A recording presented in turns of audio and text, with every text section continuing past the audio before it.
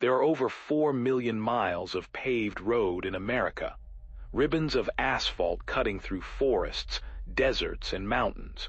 Most of us travel them without incident, but sometimes, on certain stretches of highway, in the dead of night, the road becomes something else entirely. A stage for encounters that defy explanation. A corridor where the veil between our world and something darker grows dangerously thin. This is the story of 3 travelers who learned that some roads are better left untraveled. Route 375 in Nevada. The locals call it the extraterrestrial highway, a tongue-in-cheek reference to nearby Area 51. But Sarah Chen wasn't thinking about aliens when she started her cross-country drive in October 2019. She was thinking about her sister's wedding in San Francisco and how she'd promised to be there 2 days early to help with preparations. It was a decision that would change her forever. Sarah left Phoenix at 9 p.m., planning to drive through the night. The desert highway was empty, just her headlights cutting through the absolute darkness. No moon, no stars visible through the dust haze, just endless black asphalt disappearing into the void. Around 2:30 a.m., she noticed headlights in her rearview mirror. Not unusual, but as the minutes passed, the vehicle maintained the exact same distance behind her.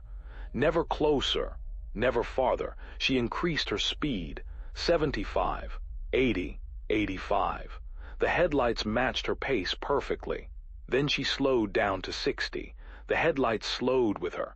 Sarah's hands tightened on the wheel. She told herself it was just another driver headed the same direction. Coincidence, nothing more. But in her gut, something felt profoundly wrong. The way those lights held position with mathematical precision. The way they seemed to watch her. She drove for another 40 minutes. The headlights never wavered, never attempted to pass. Just followed, silent and inexorable, through the desert darkness. Then Sarah saw a rest stop ahead, fluorescent lights buzzing in the emptiness. She made a split-second decision and pulled off the highway, her heart hammering. She'd wait, let whoever it was pass, get back on the road alone. The vehicle following her slowed, its turn signal activated, and it pulled into the rest stop behind her. Sarah's blood turned to ice. She drove past the parking spaces, circling back toward the highway entrance. The other vehicle, a dark sedan she still couldn't quite make out, stopped in the middle of the rest area. Waiting, watching. She accelerated back onto Route 375, checking her mirror obsessively. For 5 minutes, the road behind her remained black, empty. She allowed herself to breathe. Then the headlights reappeared. Same distance, same unwavering precision.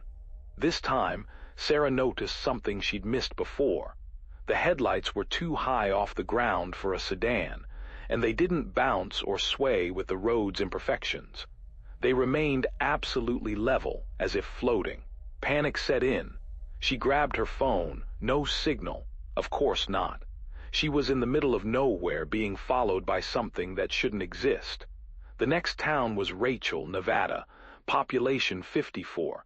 Still 30 miles away. Sarah pushed her aging Honda to its limit, 95 miles per hour, the engine screaming. The headlights kept pace effortlessly. Then, without warning, they began to close the distance. Slowly at first, then faster. Sarah could see them growing larger in her mirror, filling the frame. Her speedometer hit 100. The Honda shuddered, and still they came closer. She was screaming now, though she doesn't remember starting. Her eyes flicked between the road ahead and the lights behind, now close enough that she should be able to see the vehicle's body, its hood, its windshield. But there was nothing. Just the lights, impossibly bright, impossibly close, and the absolute darkness surrounding them. Then she saw the glow on the horizon. Rachel, civilization, witnesses. She aimed for it like a drowning woman swimming for shore. The lights stopped advancing. For a moment they held position just feet from her bumper. Then, as Sarah reached the first buildings of Rachel, they simply vanished. Not turned around, not pulled off. They just ceased to exist, as if someone had flipped a switch. Sarah pulled into the only gas station, ran inside, and locked herself in the bathroom. She stayed there until dawn, shaking uncontrollably, unable to articulate what had happened. When the sun finally rose, she got back in her car and drove straight to San Francisco, taking Interstate 80 instead. She arrived 12 hours late, pale and hollow-eyed. She never told her sister why. She's never driven Route 375 again. But here's what makes Sarah's story truly disturbing. She isn't alone. Over the past 15 years, at least 17 other drivers have reported similar experiences on that same stretch of highway. Headlights that follow with impossible precision, vehicles that vanish without explanation, lights that shouldn't exist. The Nevada Highway Patrol has no explanation, no accidents, no crimes. Just people who drove into the darkness and came back changed. Sarah still makes the drive to California several times a year. She takes the long route now, adding 4 hours to her journey. When asked why, she simply says that some roads exact a price for traveling them at night, and she's not willing to pay it twice. The stretch of Route 375 where she was followed remains open. Thousands drive it every year without incident, but every so often, usually between 2 and 4 a.m., someone else calls the highway patrol with the same story. The same impossible headlights. The same inexplicable terror. The road doesn't care if you believe. It simply waits, patient and dark, for the next traveler who ventures out alone. And when those headlights appear in your mirror, maintaining that perfect, impossible distance, you'll understand what Sarah learned that October night. Some things follow you in the dark, and they're not bound by the laws that govern our world. The highway stretches on, empty, waiting, always waiting.